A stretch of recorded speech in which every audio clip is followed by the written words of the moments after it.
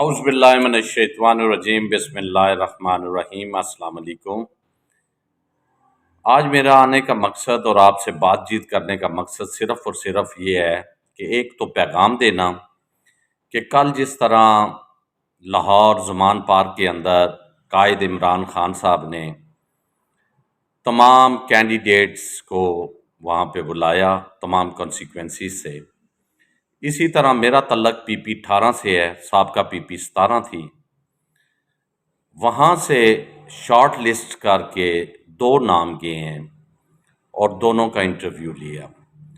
میرا ایک سوال ہے کہ جو ورکر 2011 سے آپ کی پارٹی کے اندر دن رات جس نے ایک کی ہو، جس نے نہ دھوپ دیکھی ہو، نہ بارش دیکھی ہو، نہ طوفان دیکھا ہو، نہ چھاؤں دیکھی ہو، وہ آپ کے ساتھ سیسا پلائی دیوار کی طرح ہر اس مشکل اور کٹھن وقت میں خان صاحب آپ کے ساتھ تھا اور ساتھ ہے،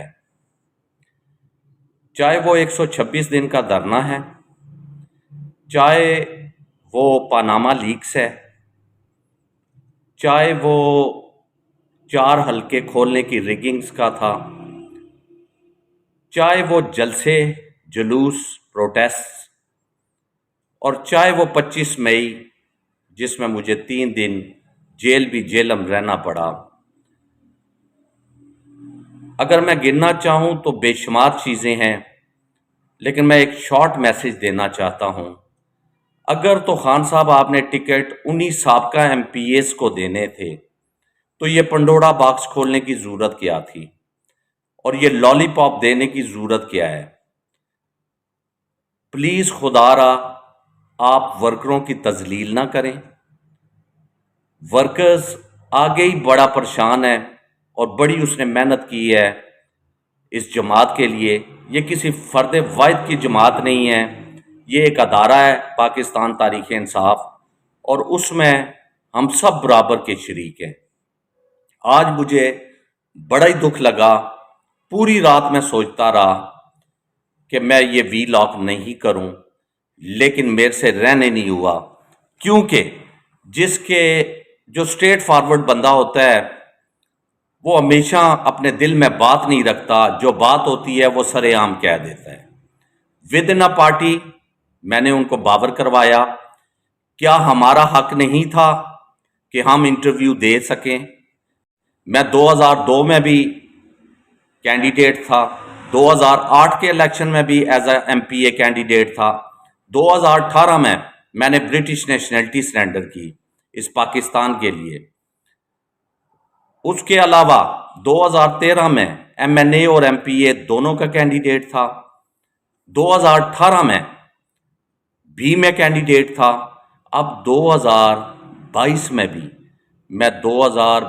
میں بھی میں نے اپنے کاغذات جمع کروائے اور پارٹی کے لیے جتنا ہو سکا اول دن سے لے کے آج تک میں نے وہ کیا۔ ایک تو میں پوچھنا چاہتا ہوں کہ اس پارٹی کے لیے کیا کرنا پڑتا ہے جس کے لیے ٹکٹ حاصل کرنا ہو۔ دوسری بات، ایک انسان نے اپنا سارا تن من دن اس پارٹی کے لیے اور اپنا خاص کا ٹائم خرچ کیا ہو، تو اینڈ آف دا ڈے اس کو صرف ایک انٹرویو کے لیے بھی آپ نہ بلائیں تو اس سے بڑی ایک ورکر کے لیے تذلیل کیا ہے؟ نہ صرف میری بلکہ بہت سارے ایسے کارکن ہیں جن کو نظر انداز کیا گیا ہے۔ لہذا اس بات پہ سوچنا پڑے گا کہ کیا ہم کوئی غلام ہیں؟ کیا ہم کوئی بیل بکری ہیں؟ کیا جس کا دل چاہتا ہے ہمیں یوز کر لیتا ہے؟ جب پروٹیسٹ کی باری آتی ہے، جب روڈ بلاک کی باری آتی ہے، جب زمان پارک میں شیلنگ ہوتی ہے، جب کوئی مشکل وقت پارٹی پہ آتا ہے تو ہم جیسے کئی ورکرز آپ کے ساتھ سیسا پلائی دیوار کی طرح کھڑے ہوتے ہیں، اور جو خوش آمدی ہیں وہ آپ کے دائیں بائیں بیٹھے ہوتے ہیں۔ تو خدا را خان صاحب، یہ میرا پیغام آپ سے ہے کہ یہ جو ایڈوائزرز ہیں آپ کے، انہوں نے پہلے بھی آپ کو ڈبویا ہے، آئندہ بھی ڈبوئیں گے۔ باقی رہا ہمارا مسئلہ، ہم پاکستان تحریک انصاف کے کارکن کل بھی تھے، آج بھی ہیں اور آئندہ بھی ہیں۔ یہ کسی کے باپ کی جاگیر نہیں ہے پاکستان تحریک انصاف۔